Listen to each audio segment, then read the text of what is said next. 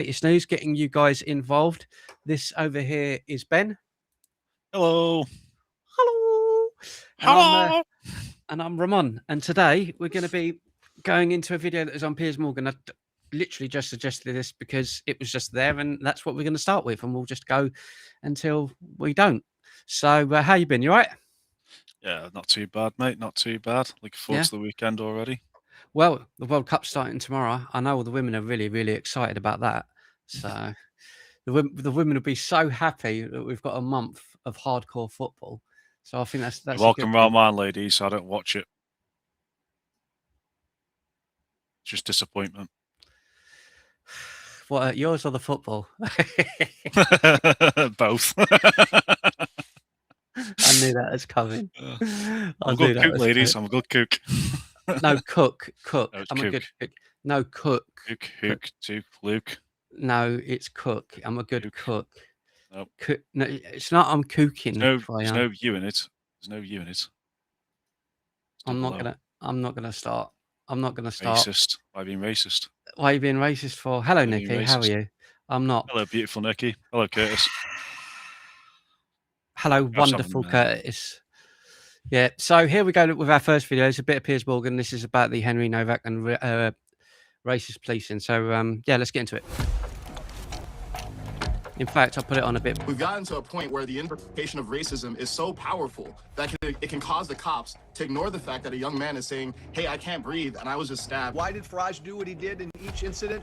It depends on the skin color of the victim and the skin color of the identity killer. Politics. Bring it down straight to identity politics, as usual. That's all you do. This was completely cold and calculated. It was Hitlerian. He never called for violence. He never called for people to take to the street. J.D. Vance, the Vice President of the United States, who said he should be alive today, and he would be if the last few generations of European elites had stood their ground against the politics of self-hatred and the mass invasion of migrants. I do think he makes a really important point about self-hatred, and I'll actually go a step further and say it's actually white guilt. Do you have much white guilt, Ben? I know that you've spoken about this before, and you feel that you've got to make it up to people for everything that we've done through history. So I know you've got this big thing where you're like, I know that I need to make up for my ancestors, and I know I need to, you know, maybe apologize for what you've done. I mean, how do you feel about that, Ben? I'm white, get over it.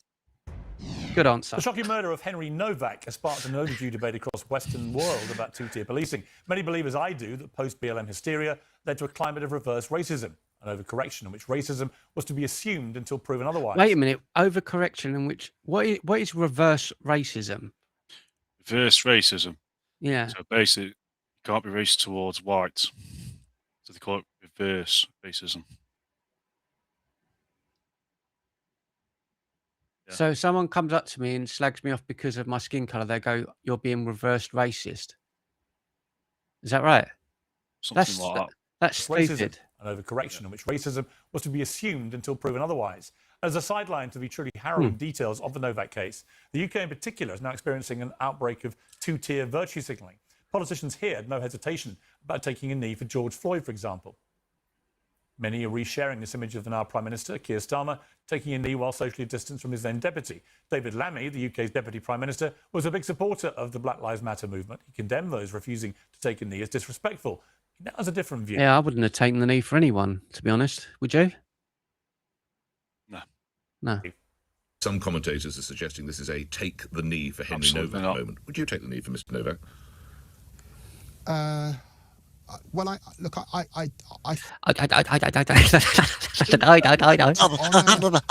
Was it yes or no, Mr. Lammy? Would you take the knee for Henry Novak? I think no, because look, I don't think that the family are asking for symbolism. They're asking for genuine common sense policing, and for them, they want to see a reduction in knife crime, and of course they're concerned about some of the police. Why is he talking about something else? He asked him a simple question. They're very good at this. We've noticed this, you know, when we're watching the PMQs and everything. They never actually answer a question, do they? It's not playing tennis, isn't it? Deflection. Yeah, there's never really an answer. I think no, because look, I don't think that the family are asking for symbolism. They're asking for genuine common sense policing, and for them, they want to see a reduction in knife crime. And what's that? Again, that's not the question he asked. Of course, they're concerned about some of the policing that they saw. So you agree, occasion. taking the knee is mere symbolism, isn't it? Really, it was a bit of a charade at times. that was a moment back then when we were still in the pandemic. This is today.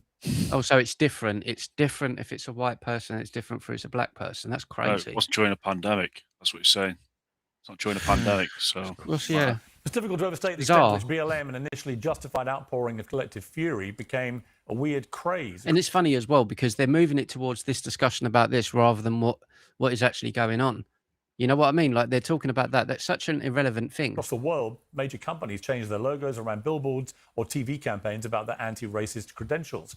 A spate of official reports condemned as racist everything from English cricket to the British countryside. Premier League football. Oh yeah, and we covered that last year, I believe, where they were saying there was too many white people living in the countryside. I think that was earlier this year where I'd done that video, and they're saying in England there's too many white people. Like, what are you talking about? Taking a knee before every single game, and continued to do so for several years. Official police guidance, as we now know, was updated to eradicate colourblind policing and actively pursue a so-called equity of outcomes. Well, to begin with, like many people, I was in lockstep with the sentiments of BLM. But despite that, I never personally took a knee. What's your feelings, Ben, on Black Lives Matter? It's a scam, isn't it? Let's be honest. It's a scam. So without the movement as it is, like there's different parts of the, I suppose you could call it a company or a branding or whatever it is. What's without all of that? If it was just me and it didn't exist and I went Black Lives Matter, what is your view on that? Like if it's just me saying it, no one's ever said it before. Oh, it shouldn't exist. Yeah, I agree with you. No, but I mean, the statement in itself, just Black Lives Matter. Well, yeah, of course, Black Lives Matter. Of course, lives matter. Yeah, like that whole and that's what offends people. But I don't understand why there's still parts of this branding or company that are in existence when it's been known to have fraud. Like I know there's money that's gone missing. There was a video, I think it was Candace Owens or someone exposed it like 2 or 3 years ago, and like 60 or 80 million pounds or dollars went missing of the funding. It didn't go back to the community. It went who knows where. Well, they've not helped a single family yet, have they? That's the point. Years. That's the point. So on the basis of what it's meant to represent, cool. You know, like anything, if there's some sort of funding for something, if it's going to a court, it's great. It's great. You know what I mean? If there's funding going towards something, it's helping the community, cool. Do whatever you're doing. But it isn't. I participate in the Black Square event on social media. I don't believe in Cheers, Spartan. Big love, man. Virtue or in corralling people into social statements by force. As I said last week, if you reject identity politics and sincerely believe in the ideal of a colourblind society, then you shouldn't now be repeating the same mistakes. The difference, though, is that so many of our politicians and celebrities clearly do believe in performative virtue, as long as it's their version of it. And not for the first time, they've been exposed as a bunch of raging hypocrites. Well, joining me in the studio is Leda Cunningham, Reform UK's candidate for London Met. You used to like her until she made those crazy comments about Restore, about everyone being far-right Nazis and... And political columnist Ashok Kumar. Joe Walsh, the former Republican presidential candidate and host of The Social Contract, and the political commentator Kaizen Asedu. Well, welcome to all of you. Welcome back to you, Kaizen. I haven't seen you for a long time, so great to have you back, as well as the others. OK, let's get into this. Here we go. Ashok Kumar, my problem with all this, in terms of the reaction, is precisely what Nick Ferrari exposed there with David Lammy, the UK's Deputy Prime Minister, because he didn't have a good answer for why he wouldn't take the knee for Henry Novak. It should have been a thing. Do you know what? It would have... I don't... You know, the whole bending the knee thing for anyone, I think, is rather silly. It's not going to change anything. But the fact that he wouldn't do it shows a double standard. Because if he would have just sat and done it, if he would have done that, I would have gone... It's not saying I believe him, but you know what? Fair play to you, because at least you're doing it for everyone. You're playing the middle ground. But they never do. They never do. They're very similar. They're different, but they're very similar, actually. They're about police misconduct when somebody is dying, where if they'd taken more care and consideration, then perhaps the person may have lived. The fact that Lammy couldn't answer that, to me, is just blatant hypocrisy. Yeah. It's just, he can't explain why something happens in America and he's falling to the knee as a symbol of his virtue, but when it happens on his doorstep in the UK, he can't do it. Can you make sense of it?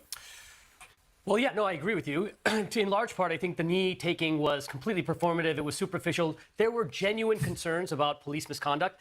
It is a fact that in this country, and you can go on the Home Office website just today and see that if you're a black man, you're 3.5 times more likely to be stopped and searched than someone who's white. Maybe because of the crime rates, my friend. Isn't it? It's not just, they're not just going, well, let's let's just go and stop again, I know it can get out of hand and you could say there's something needs to be done about it, because I know there's a artist called Skepta and his brother JME. They filmed, they do a lot of their filming, like their music and grime and all of that, and they do it from their cars, just driving around, whatever. They're doing nothing wrong. No crimes are being committed. They're just filming their music. And there was a week where, or a month where one of the brothers, JME, he's got a BMW and that he's earned his money. He's got the right to drive and do what the hell he likes. And he was just filming in his car live, like live streaming. And he must have been stopped 6 or 7 times in that month. And he genuinely, like I was watching it, he'd done nothing wrong. So from the perspective of that, there is definitely a problem with that in London. Oh, it's a black guy in a car, a nice car. Wonder if he's done something wrong. So I do think that's a thing exists. But in general, like you've just said, crime rates, man, like a lot of the gang violence and everything. Yeah, it is white kids as well, but that's why more people are being stopped. It has to.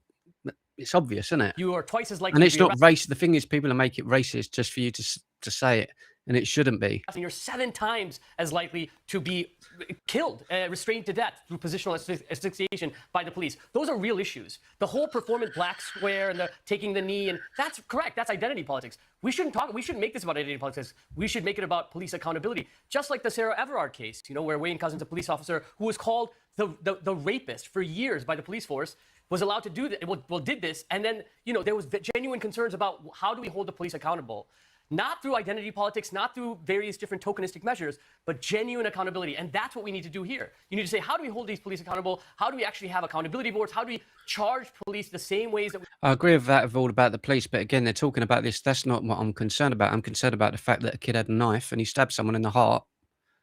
Yeah, I mean, you mentioned about, like, the likelihood of being asphyxiated and stuff like that by the police. More white people, particularly in America, are killed by police than other I don't know. groups. Are they? I don't know. Okay. Yeah. White people are killed more by police than other groups, and that you'll find it on their government sites. else. They're not exceptional. Rather than make this a race issue, which it certainly is not. Okay. I mean, we don't actually know that. Well, I disagree with them as well. This is a race issue because I'll say it as I've said it to everyone before. I think if the kid on the floor was a black kid and a white kid had stabbed him, the white kid would have been the one arrested again. That's what if it was the other way around, and that's not me attacking black people. I'm just saying I think that's what would have happened. If there's a black kid on the floor holding his chest saying I've been stabbed, 2-3 white police officers, the first thing they're going to be afraid of is the whole thing with racism. They are going to be afraid of that. It's just how it is in this country. It's preferential treatment as well.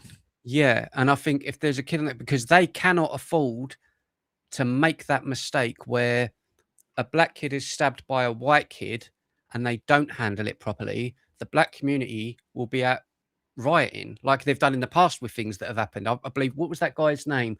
There was someone in a car and the police shot someone in a car and people started rioting. A couple of years ago, weren't it? I mean, I hear what you say. We don't actually know it wasn't a race issue because we don't really know what was exchanged between the two of them leading up to what happened. So we don't actually know for a fact what went down, which caused this situation to happen. So I think we shouldn't rush into saying it is, but we shouldn't also perhaps rush into saying it definitely wasn't. We don't know, right? Kaizen, you want to say something? Yeah, well, what we do know is that the killer tried to invoke race as the reason that he killed the other person in self-defense. And I actually think that indicates something about the cultural psychosis that we're in. We've gotten to a point where the invocation of racism is so powerful that it can cause the cops to ignore the fact that a young man is saying, hey, I can't breathe, and I was just stabbed, and I'm bleeding onto the floor. But the cops are more focused on... Do you know what's crazy about this, Ben? Why does it take someone in America, a black guy in America, over a black person in the United Kingdom to call this out? Like, he's saying the right things, but over here it's like you can't say it. You've got guys like, that's what I'm trying to say. So it's not everyone is like this. Not everyone is using this race thing. He's calling it what it is. It's fucking terrible treatment, you know? It's also to do with the mainstream media as well. Yeah. Viewing him as the perpetrator because he was accused of racism rather than addressing the fact that he's bleeding out. So race is involved. And you know what's interesting? It's the fact that the man who killed Henry Novak knew to use race as his defense. He knew how powerful it is to say, this man attacked me for race. And again, someone says that in this country, Ben, they get in trouble for saying that. You see what I'm saying? He's far right. And that guy is considered far right. praise to him for what he's just saying. So that is the racial component that we do I think that's absolutely right. Yeah, Layla? I think you're right, because stabbing victims should never lose his presumption of innocence because the offender screams racism. And what we saw after Stephen Lawrence and George Floyd was guidance to the police was changed. And initially, I think the guidance was to eradicate racist conduct, which we cannot deny did exist within our police force. We saw with Stephen Lawrence. But it's changed to equalize equality of outcomes, irrelevant of offending history. And that's where the mistake has happened. And I think public servants, and listen, I was a senior Crown prosecutor, so I know this, are so scared of getting the race issue wrong that it clouds their judgment and forces them to get operational decisions catastrophically wrong. Do you know what? I don't want to sound, I'm going to come across as a bigot, but I don't really care right now. In London, you have a lot of, what did they, when I was in Scammers, like the guy we watched, Kurt Kaz, when he was in Paris, and you walk around, it's like, oh, we're selling this, or we're selling, you know what I mean? Little flowers, darling, and all this stuff. And as soon as police come up, me no English. Me no English. Hang on a minute, love. You were just talking to me for 5 minutes in English. You were perfectly fine. They know, in other words, a lot of people know how to game the system. It's the same with migrants that are coming into this country. With the videos we watch with the Daily Express, what are you going to England for? Well, gangs, selling drugs. They know what to do and what to say, which is why so many could just freely walk in. Like if we were a just country, we wouldn't be allowing this. Well, this again goes down to police don't know how to investigate crime. Like, if they were speaking English to, say, yourself, Yep. and the police officer, that perpetrator starts saying, no English, no English. Immediately, my thought would be, right, were they speaking English to you? And they go, yeah, okay. Got our video? Right, great. Right, you little shit house. Yeah, yeah, exactly. Games. That's how we used to be, bro. That's how we used to be in this country. It used to be just say it as it is, and we wouldn't put up with this. Saw it with a young girl here who was killed by her father. Her name was Sarah Sharif, and her father was a Muslim Pakistani, and he covered her hair to hide the bruises. And the two adult females in the family had not had their hair covered, and social services were too scared to ask why. Quick one. Sorry to quickly go on about it. Prime example is the trial that happened in Manchester. We had to have a retrial twice for that brother who got off, and they said they feared for their life, so they let him off. Think of it again. Put that as two young white blokes of 17, 18 getting into fights and punching a police officer. Regardless of whether the police took it too far, that's a separate matter. You've got to, charge the police or whatever, punish the police officer for whatever he done. But in regards to if it was two white kids, if they were at an airport and one of them punched a female officer, broke her jaw, broke her nose, and the other brother was involved, believe me, they would be behind bars, mate. Yeah, and that's happened. It's happened in the past where police officers have been a bit naughty. Yeah. So, probably defend themselves, court, jail. It would. Her hair was covered, and it's the others happened. weren't, because it being called Islamophobic. And I'm not saying it led to her death, but as a result, questions that could have saved her life were not asked. And so, but there is another component to this, and it involves your boss of your party, Nigel Farage, where I think there is a clear double standard in his attitude to this, because obviously he's been heavily criticised for what he said in light of what happened to Henry Novak. Let's take a look at the clip. Okay. Henry's family have responded to this in just the most extraordinarily dignified way. But I suggest the rest of us respond to this with pure, cold rage. This is wrong. Now, the problem with there is no problem with that. The problem with that is it's not said enough in this country. Regardless of who it is, it should be pure cold rage. People should be angry. People should be upset. Like with what happened again in Belfast yesterday, I've seen a lot of people on social media and places like Piers Morgan with these people saying, well, why are you going around attacking them? This isn't just about one incident. The thing in Belfast isn't just about, this one person done this in Belfast and tried to behead someone. This one person done this to Henry Novak. This one person done it to someone else. That one person is 1,000 people. It's terror attacks. It's illegal migrants. It's cover-up of grooming gangs. It's girls being abused weekly. And a lot of these people fail to realise in other words, it's going to just take a little a little push of something. You know what I mean? And it doesn't mean, oh, the Belfast thing, oh, that's the whole reason. It's just that's the final straw, if you like. And I disagree. You shouldn't go around burning people's homes and all of this shit. Of course not. But we said this before, didn't we? It's pushed people to such a limit of being ignored. People are going to explode. That's on the government. Yeah, we said this before, didn't we? We talked about it a few times in the past. You know, it's not just one incident. It's everything. It's cost of living. It's two-tier police and two-tier politics. It's anti-British and being against the British white people, working class, and it's all building. And it's still in people's minds. Things like Southport, things like there's one more thing happens and you go, oh, Southport. Oh, the thing that happened in Melbourne. Was it Melbourne or Sydney earlier? Was it beginning of this year with the shooting? Do you know what I mean? It's like you see one thing, then you see another thing, then you see, oh, it's happening in Germany, it's happening in France, it's happening in, and then finally it explodes, and then all of the governments and all of the media go, well, why is this happening? Is it just because that thing in Belfast? No, it's what people have been screaming about for decades. It's everything. Do you remember when I said something bad's going to happen this year? Yeah, you did. Yep. This isn't even a start yet. What's to come? Is that I saw a senior member of the Sikh community on Sky News this morning, very eloquent, very well informed, talking about the fact that this particular young Sikh had not used the ceremonial kirwan to commit this murder. He'd used a large Turkish knife, which was an illegal act anyway, and is now serving over 20 years in prison for doing that, right? So this idea this was a Sikh issue... Actually, well, hang on, I haven't finished yet. And my point is that what Nigel Farage did by saying what he said is he was deliberately trying to stir up the very rage we then saw down in Southampton. I disagree with that completely. All he's doing is saying what people want to hear. I mean, was it last night when we covered that the guy who was on with Michelle Dewberry on GB News, and they were talking about George, was it? His name George? Yeah. And they were talking about the murder, Rhiannon White, and he was like, I don't know who that is. And this is someone from Labour. So it just shows you how out of touch they are with just your everyday Joe. Like, I guess even where you are, Ben, hotels and all that stuff. I bet there's stuff that's happened around where you are with these people that's probably not even made the mainstream news. In Scotland, Glasgow, Liverpool, Manchester, there's all these other little places, Portsmouth. I bet it's happening in all of these places. And it's just that we only see the extreme make the news. But if it's happening all over, it's going to get that rage.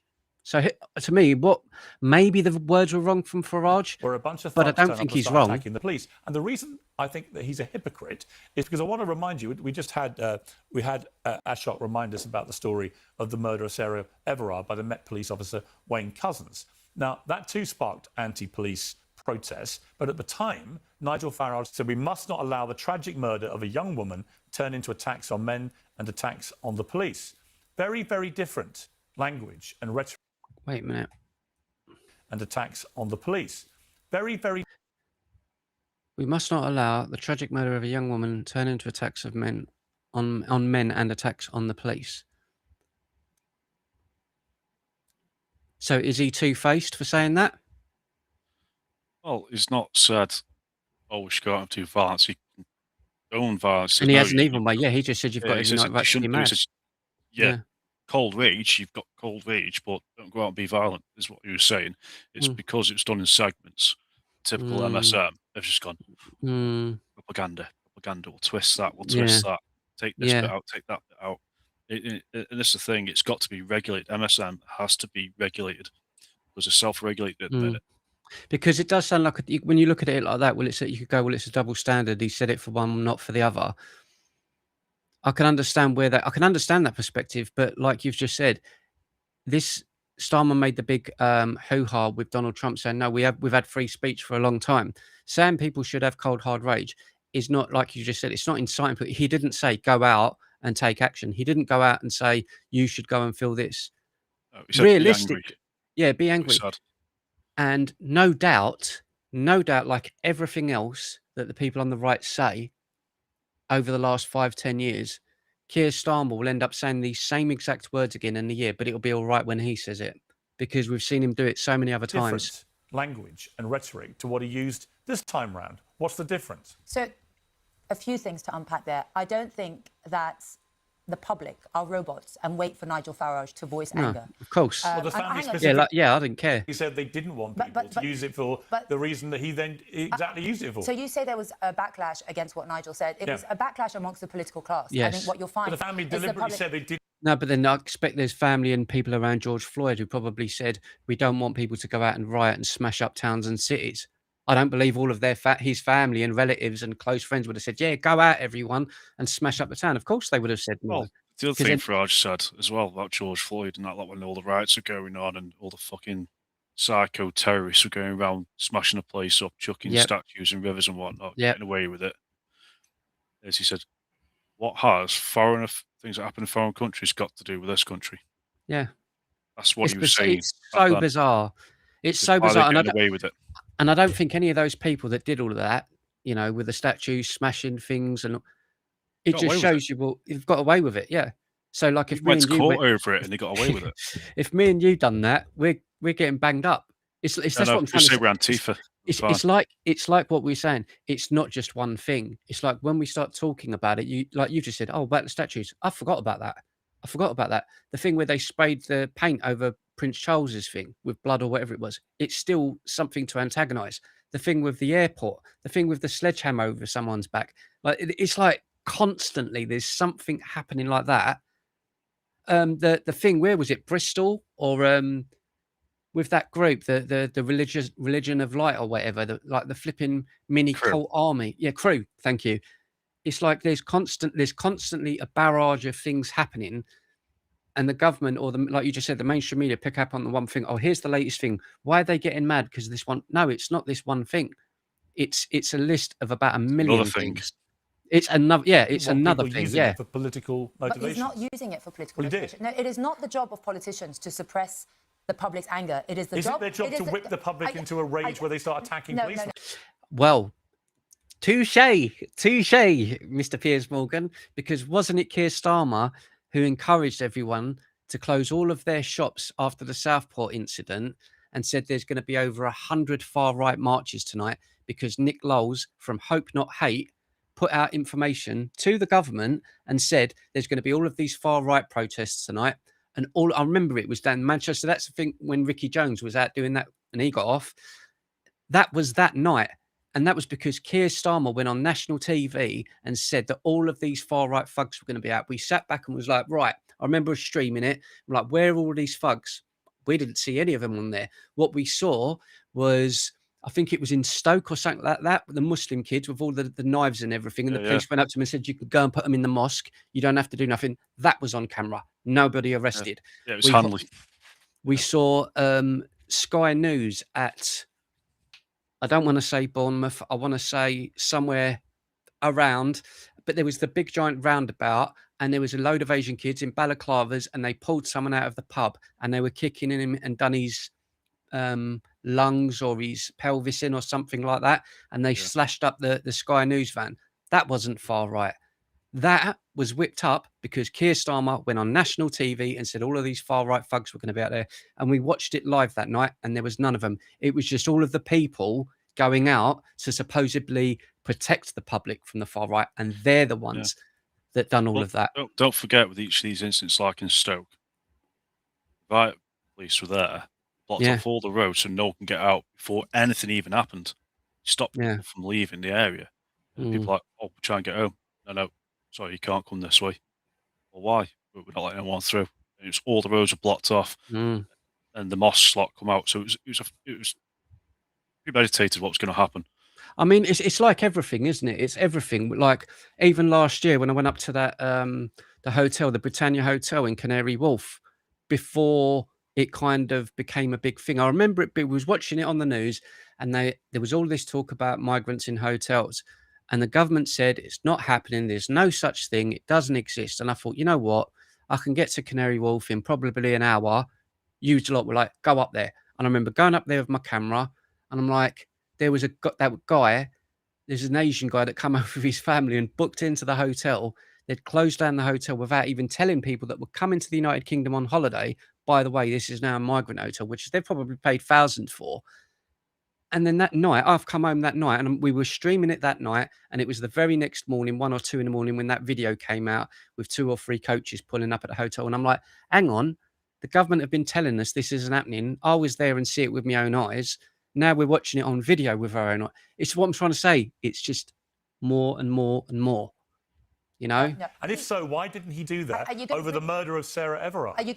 You're conflating two issues. We're focused here on two people got killed by... 2 people got killed, one by a police officer and one by one by a young Sikh. But you could argue that the inaction of the police, based on the reasons we saw from what Kaizen said about the presumption of believing the allegation. And it's not her job either to defend Nigel Farage. You know what I mean? You can ask a question, but it's not for her to answer for him. Racist. That you could argue the same thing had happened there. And yet Nigel Farage decided to make political capital, whipping up a rage amongst a mob with this one. It's hypocrisy. But not with the other one. So, it's are you going to let me answer? It's a two-tier reaction. I don't think it's a two-tier They're reaction. more concerned about that. I felt cold rage. The public felt rage. And he's not talking about rage against Sikhs. He's not talking about rage against each other, rage against the community. He's talking about rage at a system that treats people differently according to the colour of their skin. And naming that anger... Well, it's true. It's true. Again, another thing, the new properties that are being built, and they're being given directly to migrants instead of people who are on a housing list that are waiting for homes.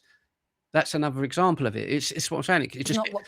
We could sit here, Ben, and talk and probably find a list of maybe 500-600 things and go, oh, that one, the farmers, what they did to the fisheries, what they did to the veterans, what they did to, like it's just pensioners. It just keeps going. It's the actual video. I find it remarkable that people are focusing on the reaction as opposed to the content of that video. He wants to be Prime Minister of the country. How are you doing still, Derek? I have teenage boys. I have teenage boys of that age. And I do not want them growing up in a country where if they are stabbed and the police arrived and they are not believed, naming that anger is not what caused people to protest. But why did Nigel Farage urge, in light of what happened here, why did he not urge the same restraint? Yeah, so he's more focused on that. It's such an irrelevant thing.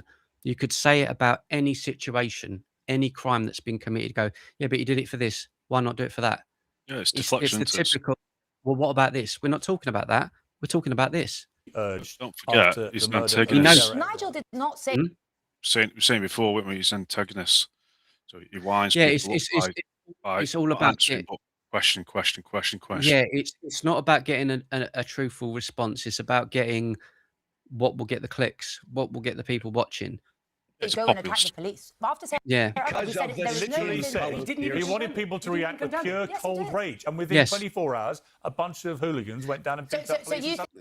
That's a problem. So that's what I'm trying to say. So if you're trying to put that on Nigel Farage, then surely Keir Starmer should be under arrest for all of those incidents that happened after Southport then, because he was the one on TV that told everyone all of these far-right thugs were going to go out. He's the one who said that. He's the one who encouraged that. So because of that, should he now be charged with it then? Because if me or you done it, Ben, we would be in jail for saying the same words he said we would get in trouble for. You think that those hooligans were purely reacting? Are you seriously saying that? Yeah, Well, I fundamentally disprove Really? Who else are they reacting to? They're reacting to the video. You think they're just robots that whenever Nigel says move anger, they do? You have such a disrespect for the public. No, I don't. Yes, you do. He does. I don't respect any public that go and beat up the police, one. Second, you don't respect any public that go and beat up the police. So why hasn't he gone on about the two?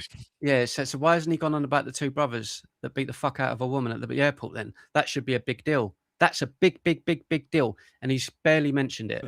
Secondly, and it's a woman who had her face smashed in. Barely spoken about it. It is incumbent on everybody, particularly in public service, politicians, to be extremely temperate with what... Live Long says Keir Starmer will not take responsibility. Completely agree. They say politicians in emotive moments like this. And he was the complete opposite. I'm sorry, this was completely cold and calculated. It was Hitlerian. It's like you see something happen. Hitlerian. So he was like Hitler. Jesus. Let's remember, for 10 These days, people. he was nowhere because he'd gotten £5 million from a crypto creep and he didn't want to answer any questions. And then all of a sudden, well before become a politician. I know. So again, it's like bring up anything and everything but what happened. Isn't it? Crawls out of a sewer, comes out, fuels a race riot, and then goes back into hiding. What is this was so obvious. Let me bring in Joe. One thing I want to ask: why is it that the left get away with things like that? Why is it that Yeah, why is it that they're allowed to do it? Because, for example, right, say she went up, like she's sitting there now, right, and it's not for her to defend him. She could have gone, well, you're a sex offender then. Like, you know what I'm saying? Because he's not like Hitler. He's clearly not like fucking Hitler. But it's okay to say those things. Well, in that case, you're a sex offender then. Why can't people say the same thing? Because if she did that, she would be on the front of the paper for slander. Do you see what I'm saying? There's a double standard of that stuff. That's what annoys me with it. Would be when patient, Joe. Can we have a hang on, let everyone speak.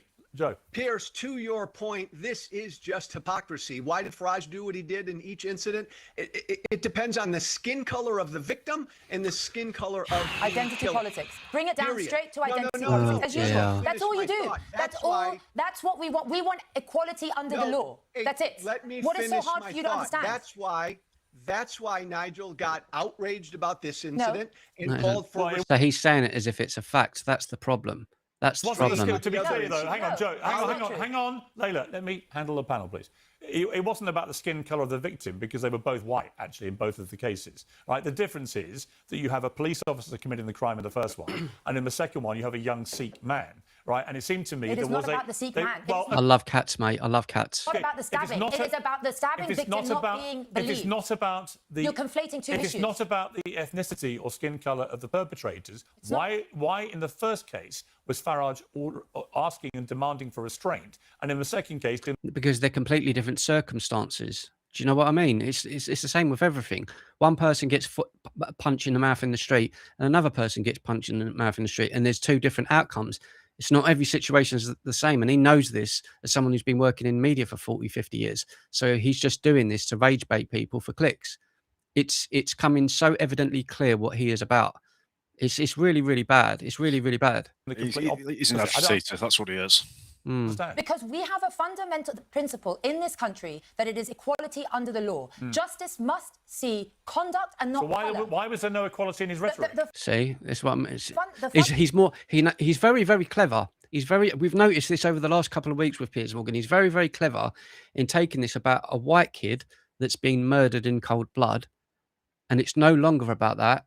It's about Nigel Farage and the hate against reform, or anyone that's other than Labour and Conservatives, because he stands to lose. He stands to lose in terms of his company and his branding if someone like Reform gets in power, because they will come down hard on people like him.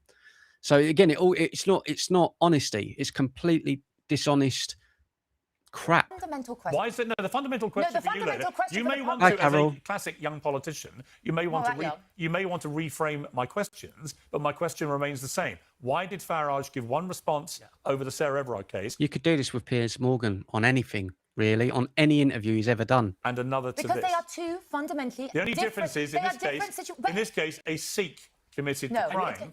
And we saw now there have been a number of threats against members of the Sikh community, which, by the way, is about... Exactly. But and if that's true, it's disgusting, because the people in this country don't have a problem with the Sikh community. Like, we never have. It's never, ever been that way. Never. Never. So it isn't about that. It's about the way he was treated. People are angry. The thing is, it's like she was saying, stop trying to turn it to race. This is about equality. They're trying to move away from race. Fair play. Because if they go to race, it's because it's white. He didn't believe him. You know what they're trying to do, bring equality and stuff. I mean, she could say the same. She could say the same thing about the protest at the United Kingdom thing. Why was there only facial recognition for United Kingdom and all the white people there, but all the Free Palestine mob that were protesting on the same day, none of them had the police facial recognition? Why is that? It's what I'm saying. It's like we keep saying. It's more than one thing. It's not unlinked. I'm not saying it's caused it. I'm just saying there is clearly. If you're not saying it's caused it, what are you saying it for then? Because it gets clicks. Hang on. Like, hello. When there is a politician who wants to be prime minister, who's leading in the polls, which is Nigel Farage and Reform, you have to be careful what you say. When you say down the barrel of a camera, you want people to respond with pure cold rage, then you see within 24 hours, that pure cold rage manifests itself. And again, it's no different from what Keir Starmer has done. It's no different from what he has done. You know, we will bring the full force of the law on all of you if you're English and you're white, but not anyone else. Because we've seen it, the sledgehammers attacks, we've seen it with all the other things. Why wasn't the full force of the law used then? Why isn't the full force of the law been used on grooming gangs? You know, it just goes on and on. The sledgehammer attacks, they were white. They were white, weren't they? But it's because they were lefties. Yeah. Got away with it. That's the thing. It keeps saying, we need to unite the country as one. He's the one that's caused division. Yeah, he is. He is. He is the one that's causing division. I mean, the fact that Ricky Jones, I keep bringing that up because it's certain things that have stood out over the last couple of years that have happened where I'm like, in your mind, it doesn't matter. Like, take yourself out of the frame of it. If we're living in Italy and we're looking at this as Italians, it's got nothing to do with us. And you go, right, look, there's a geezer on TV there. Yep. And he's going, I'm going to go over there and cut all of their, we've got to cut all of their throats. Those were his words. We've got to cut all of their throats. I'm like, that guy's going to jail. That geezer's going to jail. What do you mean he's a Labour councillor? What, a Labour councillor was on national TV saying, let's go and cut everyone's throats. That guy's got to go jail. And we're sitting there, no, he didn't. He just got a slap wrist. See you later. Like, if he hadn't said, do you know what I mean? So you're saying that had he not given that speech, no, those people would not have attended. We won't know, will we? Well, hang on, but are you sure? Because that is the premise. I'm saying you shouldn't say it. No, but you are accusing him. I'm saying Farage shouldn't have said it. So hang on, let's reverse it. You are accusing him. Would you say it as London Mayor? Yes, I would, because because it is my job to speak for the people. Yes, politicians will dance around the issue. Most people I felt rage watching that. I felt sorrow, rage, and disappointment at our country. And I don't think there's any issue in calling. He never called for violence. He never called for people to take to the street. What he didn't call for. Hang on, later. What he didn't call for, notably, and this is where there's been a real disparity between the two incidents. He didn't call for the same restraint he called for in the case of Sarah Everard. Yeah, but they're completely different cases, you know? Like, Piers Morgan tweets about all of these different crimes and everything on X, Twitter, Instagram, whatever. And he could easily pull up the same thing about any of these and go, well, hang on a minute. He said that he felt great sympathy for this one. He goes, this one, I thought it was tragic. Well, why didn't you feel sympathy for? You could do that about anything. And Wayne Couzens, he didn't. And so I would simply like to know why in one case he demands restraint and in the other he demands cold. Why don't you ask him? Why don't you ask him? I'll tell you exactly why. I want to bring in Kaizen and then I'll bring in Joe. Kaizen. Okay. Well, the answer is we don't know, right? Because we're not Nigel. That's true. We're not in That's true. I think what we should be identifying is what should he do? Like, ideally, what should a leader do in these circumstances? And I think multiple things can be true at the same time, right? You can acknowledge the rage of the public because people are angry, irrespective of what you say. You should also tell people that you can keep your emotion, but don't act on it by retaliating against police officers or member of the Sikh community or by going out in the streets and burning things. But politicians are not parents. They are not there to tell the people. Actually, Kaizen's exactly right. That's exactly what any sensible... He's just changed his tune. Now he's saying exactly what she's just said. He's saying the same thing, basically, what Layla said. And now because Layla's spoken out against him, Piers has taken that side to keep the argument going. Do you see that? That is so shady. By going out in the streets and burning things. But politicians are not parents. They are not there to tell the people. Actually, Kaizen's exactly right. That's exactly... Look how quick he is. He's so quick to jump on it. Any sensible politician Please don't do that because I'm not going to do it to you, okay? Thank you. And the third thing that you do is say, hey, here's what we're going to do so that this never happens again. Because I think that's what people are most interested in, right? Not whether a politician takes the knee or says you should be angry. And Kaizen, on that point, we now know, obviously it's now been widely disseminated that the police up and down the country were given instructions that they should not be colourblind. In other words, they should not practice real equality in terms of how they look at these things. They should be aware of people's skin. Which contradicts the other video we watched yesterday when they were talking about the police training, weren't they? They were talking about the police training, how they've got to look at it in that way. They have to look at things differently depending on who they are. Colour, ethnicity and so on. It doesn't make sense. I've always felt that is completely the wrong way for police forces to go about their job. They should obviously to be colourblind, shouldn't they? I agree. The whole point of the law is that it's neutral and it's evenly applied. That's what it is to be principled. And the reaction to the George Floyd incident is to hyper-racialize everything, where now, rather than race not being a consideration at all, it's the first consideration that police are making in situations like this, which is what led to their neglectful behavior. So, yeah, I totally agree. Joe Walsh, well said, that man. I like him. The reaction. Yeah, bang on. And in the moment, at the time, I watched that video, the 8-minute video of him being killed. I thought it was horrific. I thought that the worldwide anger was understandable. I had no problem with people taking a knee. I chose not to myself because I understood, and that just completely backtracks on everything he's just been waffling. I understand the anger that everyone felt. Well, that's what Layla Cunningham's just been talking about. Everyone feels rage. She's literally just said the same thing. Now he's saying it. Like, I watched that video. He doesn't make sense. Of him being killed. It's because he's black. I thought it was horrific. Yeah. I thought that the worldwide anger was understandable. So why was that under? See what I'm trying to say? So using his own narrative that he just used on Layla. So why was that one understandable, but this one with the anger, why was that not understandable when Farage said it then?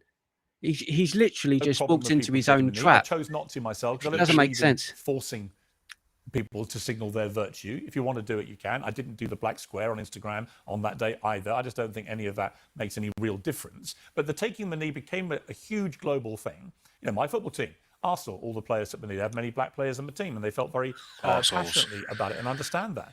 But I've been very struck by the embarrassment of our same political leaders this time when they're being confronted about why you wouldn't do it for Henry Novak. Yeah, and this is the problem with virtue signalling.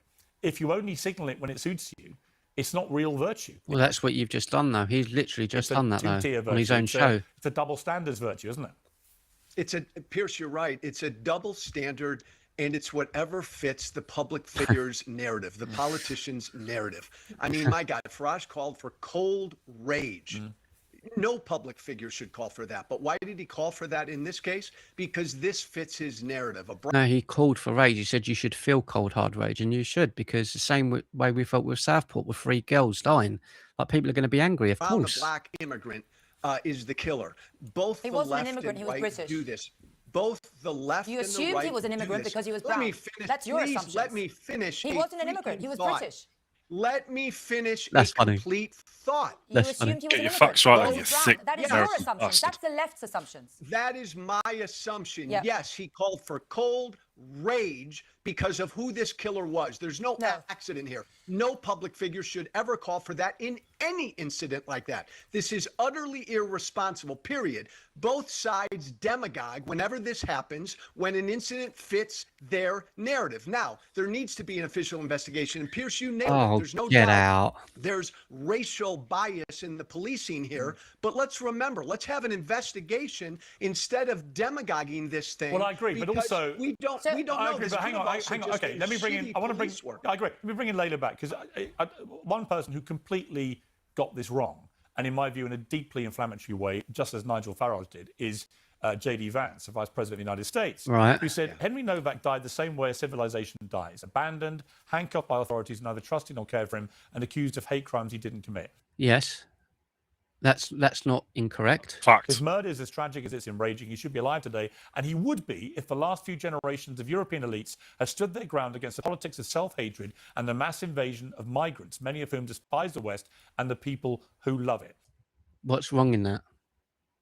Like, I mean, we watched the videos of the people coming over, and how many times have we seen in debates that as soon as this discussion about migration comes up, the only thing the left go to, yeah, but look what England done, and look what the colonization, look what you done. So in other words, you deserve it. So we're right then. What he said here is actually right. It's not wrong. It's right. Henry was far from the first, so needless to lose his life. And I fear he won't be the last. Each time a life like this is lost, the proper response, the only response, is righteous anger. One of the most important things the Trump administration has proven to the world is that stopping the flow of mass migration and defending national sovereignty is a matter of political will and leadership. Anything else is an excuse. It's because we love the West, we want to preserve it. We love our civilization, we love our country, we love our children, and nobody should ever die the way Henry Novak died. May God comfort those who loved him, and may God rest his soul. I think that's a bloody good thing he said, man. I'm not the biggest fan of him, but I think that's pretty bloody good.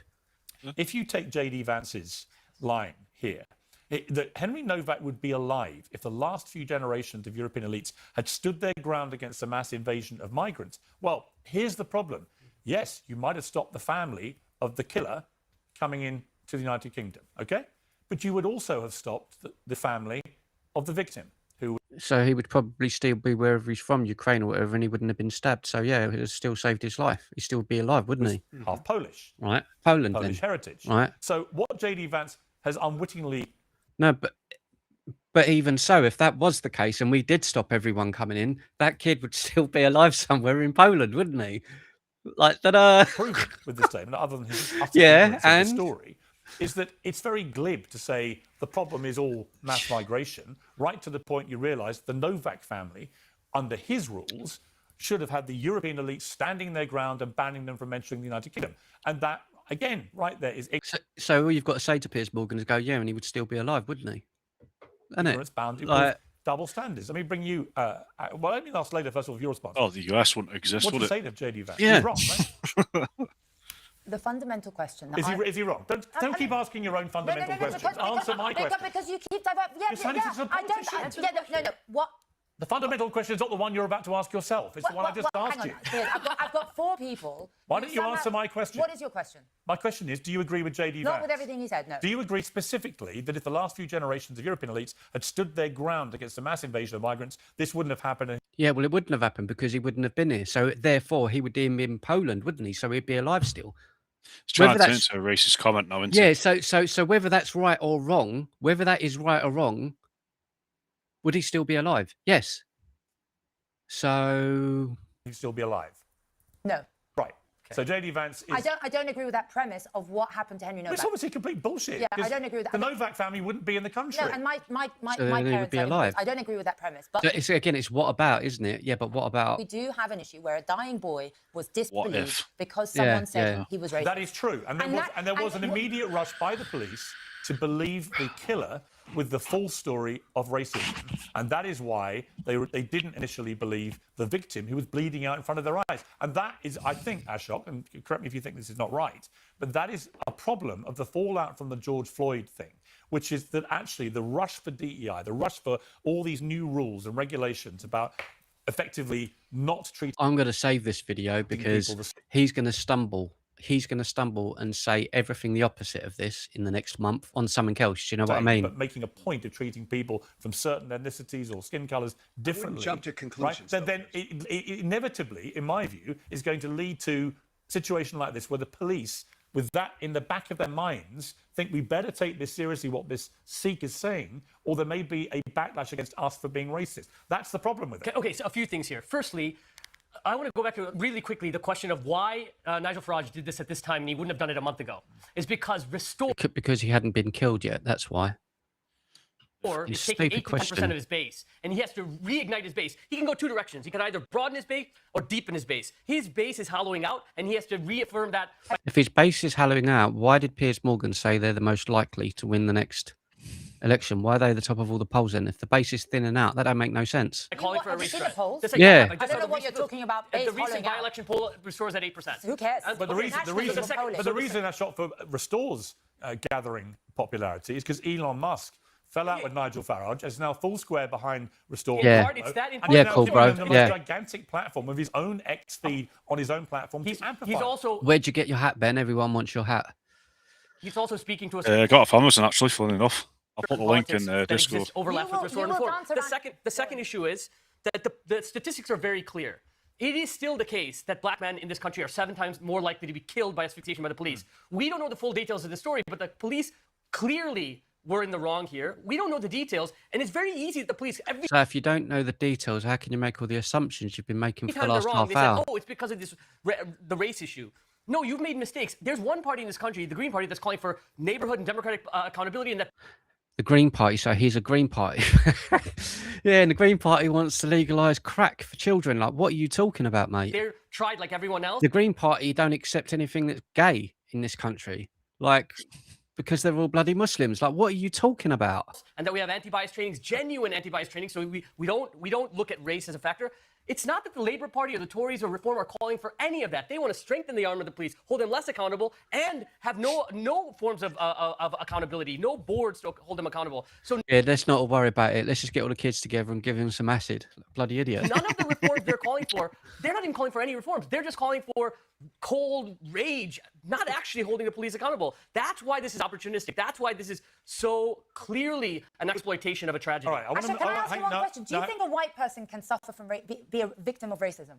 I think, yeah. I mean, it's very possible that race for me, like Stuart Hall, I'll answer this. Like the great British political analyst said, Stuart Hall, race is a modality in which classes lived. The police attack working class people consistently, preserve the rich. We see this time and time. What are you talking about, the rich? Do you think a white person can suffer? Of course they can. Okay, Working class people, white people. What evidence will convince you that a white victim has been treated differently because of race? What evidence do you need? We don't have that to acknowledge that? It's possible. Well, you do need, you know, that just happened though. We know that. I think we know that. I think all of us know that he was treated differently, because if it was a Muslim kid or a black kid on the floor that said I've been stabbed, they can't afford, the police can't afford to make that mistake, because there would have been riots. So he would have been treated differently. Like we've seen it. It would have happened. That's how it is. Okay, and what about if you look at the But do you think it's wrong that black men are 7 times more likely to be murdered by the police in restraints? Do you think that's wrong? Do you think that's a problem? Of course it's a problem. Racism is abhorrent no matter which way it flows. But we look at racism through a very narrow lens. Let me bring in Cousin. Yeah, so Piers, you put up that Hang on, Joe, I'll bring you in after. Yeah, so you put up that statement from J.D. Vance, and I think it is overstating it to say that Henry Nowak would be alive if it wasn't for mass migration, because even if Europe had a rational migration policy, which it has not, we don't know if that particular family of Henry Nowak would have gotten into the country and the killer's family would have gotten in. But I do think he makes a really important point about self-hatred, and I'll actually go a step further and say it's actually white guilt. We've created this culture in the West where I think white people have been demonized and have been demonizing themselves for the sins of their forefathers, and it's been to ignore the wins of their forefathers as well, right? There's a lot of focus on the fact that the British Empire engaged in slavery, which is of course awful, but there's an ignorance of the fact that the British Empire was also the first major power to end slavery across its empire and force other empires to end slavery too. And I think what's happened is that many white people feel so consumed by guilt that they're reacting in a way to be defensive and avoid being labeled as racist no matter what. And I don't care anymore, do you, with that? If someone comes up to me and says, oh, you're racist for the videos you do, I don't really care, because I just don't care. I don't care because it's such an irrelevant, for me, it's such an irrelevant. If someone goes to me, I'm racist, I don't know. I've had more black women than white women. Okay, I must be racist then. I like Asian women. I must be racist then. It doesn't make sense. Like the term it's been thrown around so much over the last 10 years that it just doesn't mean anything. And I'm not the only one who thinks like that. It's just been thrown around that anyone who disagrees with anyone, oh, well, he's racist. That guy done it literally at the start of this thing. Oh, he was like Hitler. He was like Nazi. Okay, I don't agree with you. I must be racist then. Like, fuck off. Like, the thing is today, especially with the left, is they use words without knowing the actual meaning of the word. Yeah. Trying to change the word. Yeah. I'm sorry. Racism doesn't mean what man, you think it means. Racism, to me, is me and you walking down the street, coming out of the pub after a good night and seeing a black bloke at a bus stop and a couple of white geezers picking them, going, oi, you black, like, you know what I mean, going at it, and me and you going, oi, mate, fuck off. Don't do that. That's racism. That is racism. Me and you saying, no, I want our country to be the way it is. That means everyone in the world is racist then. That means every single person in the world is racist, because if you went up to any Jamaican in Jamaica and said, do you want to keep your roots here? Do you want to keep your culture here? Yeah, we do. You're racist then, because that's what we're demonized for. You know what I mean? It doesn't make sense. I think that's what happens in incidents like this where, yeah, you could say it's racism against white people, but I think it's deeper. I think white people are scared. And I think when you have policies that are based on fear, you get undesirable outcomes like this. So when J.D. Vance says that you've been teaching people self-hatred, I think he's right. I think self-hatred is the reason why people don't have rational immigration policies. Do you think, Ben, do you think you've got any friends or family or anyone like that that feels that way, that feels guilt over that? I don't know. I don't think I know anyone who feels that way. Maybe it's because I'm in London. I've got one or two in the family. Really? That have got that snowflakes. They're proper like that's left-wing crazy. snowflakes. I don't feel nothing never used about to be that way. It's only been a recent thing that they've and it's not. turned And the thing, it's not in a horrible way. It's not like, oh, I don't care that happened. You know, slavery. Oh, I don't care that it happened. Of course, it's disgusting. It's got fuck all to do with me. But it's got you or anyone else. That's what I'm trying to say. It's kind of like, do we go after the relatives now of Adolf? Like everyone in these bloodlines since, anyone that's spawned of generations, do we go after them because of what he done? Because, well, then that's the same bloodline. So surely that's the same thing. You can't hold and again, and if you do want to put that onto white people and say everyone now, let's just say all of us must feel guilty. How many more generations of it? 100 generations, 200 generations? When does it become I'll go after the Scandinavians. I'll go after the Romans, like the Italians. Yep. I'll go after the French and the Germanics and all that lot that come over here, raided and pillaged over here. and essayed. So I mean, exactly, and it will never ever end. Say, hey, we can allow immigrants in, but we need to make sure that they're culturally compatible with the project, whether it's in UK or America. It's not about race. It's about making sure that they're fit for what we're doing here. Okay, and in both America and in the UK, you just allowed anyone in. Right? And that doesn't make any sense. Yeah, a lot of truth in what my fellow panelists just said. Point number 2, really quickly. Let's be careful. The police screwed up here big time.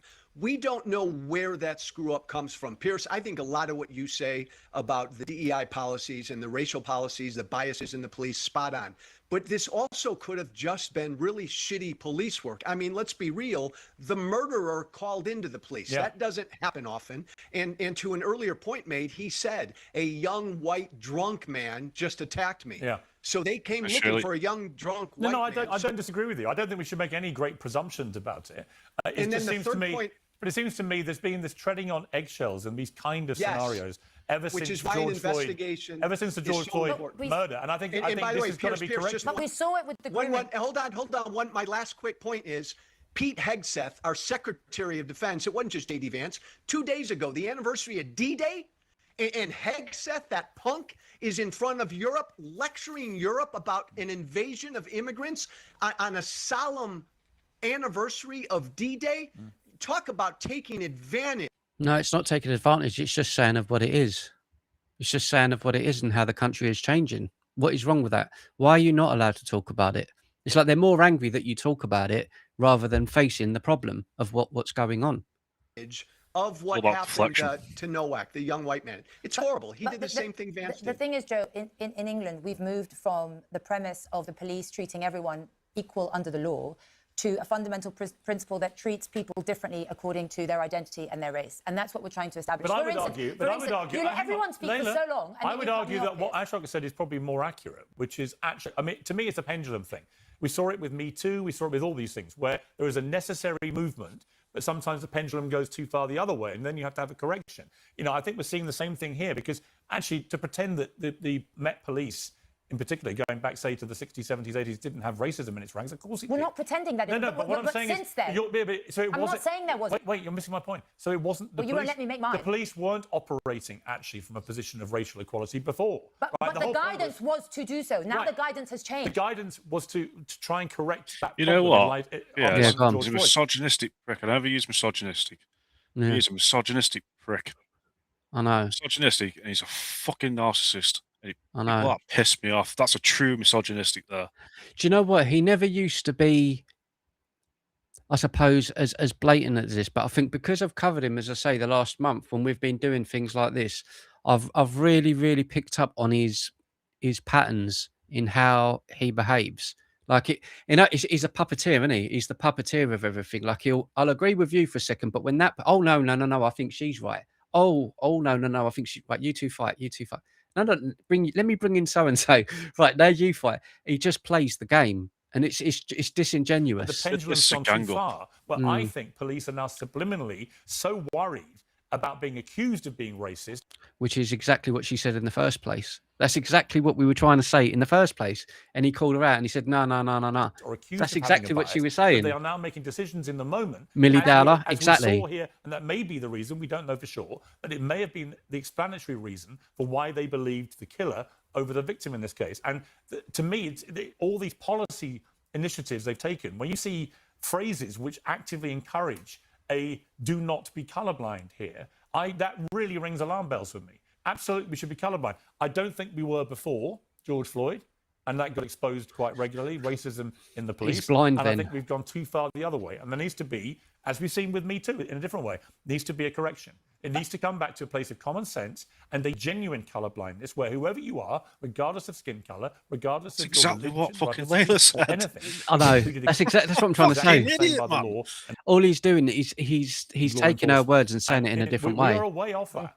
You know, and we have been for different reasons going back decades. But we need to sort it. It's also true in the reverse. We saw with the grooming gang victims, yeah. People were so scared of being called Classic racist example. or Islamophobic. We saw it with Salman Abedi, the terrorist who caused the Manchester attack. The security guard was so scared to call it out in case he would be called racist. I've spoken to people from the Met who have told me that if there's a mob of white people, they will use the adequate force to contain that. If there's a mob of black people, ethnic minorities, they will use less force because to be called racist, they will be thrown under the bus. Yep. Our public servants are so petrified of getting the race issue wrong because the repercussions of that are more severe than letting a victim die or failing a victim. Okay, and that incentive has to be reversed. Okay, I agree. Look, I think what was going on before had to be reversed. And this now has to be corrected. And we need to get to a place of common sense where actually we do get to a place of equity and racial equality and colour blindness. That would be a utopia. Yeah. Anyway, Piers, you absolutely. Can you just rewind a little bit? Did he just agree with Layla then? Yeah, he did. Yeah. Yeah, I agree with you. Yeah, he did. I bet he's got his directors in his ear saying, the repercussions of that are more severe than letting a victim die or failing a victim. Okay, and that incentive has to be reversed. Okay, I agree. Look, I think what was going on.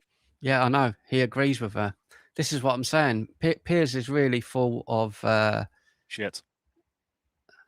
Language, Ben. We don't have that kind of language on here. We speak with respect and care. I was being respectful. That's me being compassion and love. Yeah. Well, I thoroughly enjoyed that. Did you enjoy yourself? I did, yeah. You did you? Yeah. I did, yeah. Right, ladies and gentlemen, we'll be back tomorrow around 7, 8, depends, because my timing's terrible, isn't it? But we are getting back into doing this every day, so hey, we're here. But we'll be back again tomorrow. It'll be 7 o'clock or 8 o'clock. Just keep an eye on your phone and iPhone. You see that? I got a joke for you. Before we finish off, this is a good one. I think I've said this already, but I'll say it again anyway. But just pretend you haven't heard it. Right. So there's 2 gay police officers. They're at home getting kinky. Anyway, they move up into the bedroom and they're getting it on. They went undercover.